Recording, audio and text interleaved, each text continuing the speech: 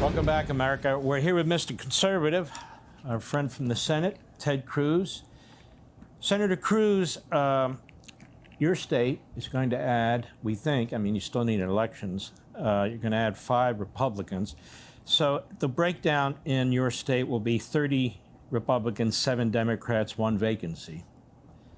In California, where they bypassed the Constitution, which was okay with the state Supreme Court, which is loaded with Democrats, it's going to go, they have 52 members. They're going to have 48 Democrats and 4 Republicans. So effectively, California will not be representing its people in any respect, any way you look at it. Texas, 30-7, almost looks like you're being way too liberal for the Democrats, if you ask me, when you look at what's happening in California. I'm being sarcastic, but you get the point. So this guy Newsom really is a fraud and a phony, isn't he? He's doing this for the Democrats. He's doing this for the hardcore leftists. But he is denying the franchise to millions and millions of Californians, isn't he?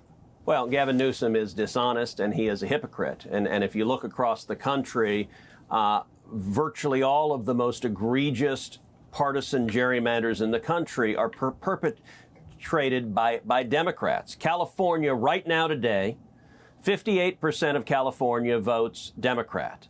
The current congressional delegation in California is 43 Democrats and 9 Republicans. That is 83% Democrat right now.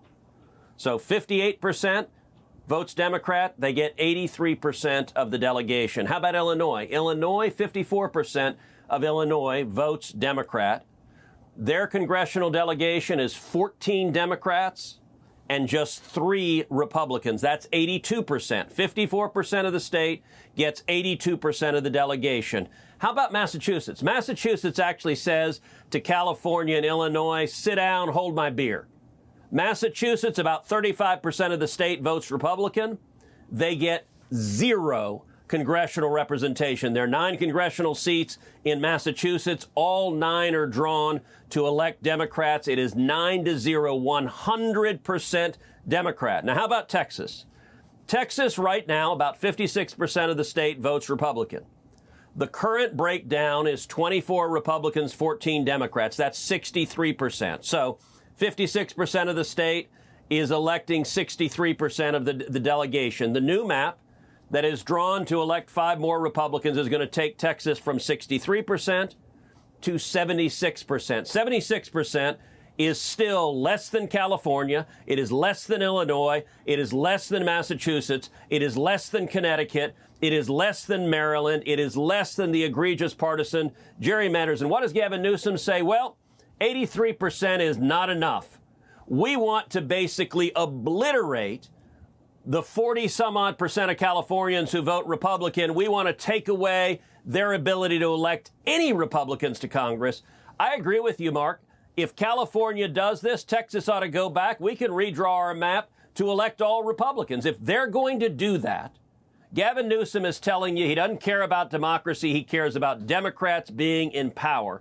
If they're going to do that, we ought to press back. And because the Democrats have been so abusive on this, if Newsom wants to start this arms race, there are a bunch of other Republican states that can redraw their maps. And at the end of the day, we would see a significant increase between 12 and 14 new Republicans in the House if every state starts doing this. So Newsom ought to be really careful about the fights he's picking.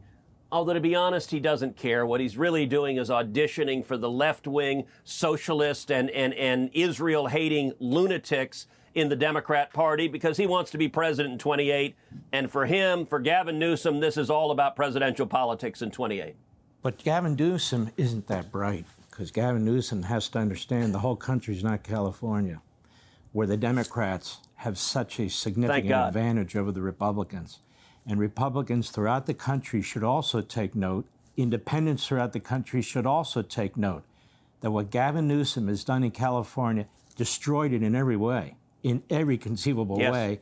Now he's destroying one man, one vote, which is a belief that we've had for a long time in this country, Ted Cruz.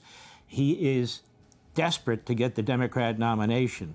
But if he gets it, in my view, as a result of this and all the rest, but particularly this, he's not going to get many Republican or independent votes. Hey, Sean Hannity here. Hey, click here to subscribe to Fox News YouTube page and catch our hottest interviews and most compelling analysis. You will not get it anywhere else.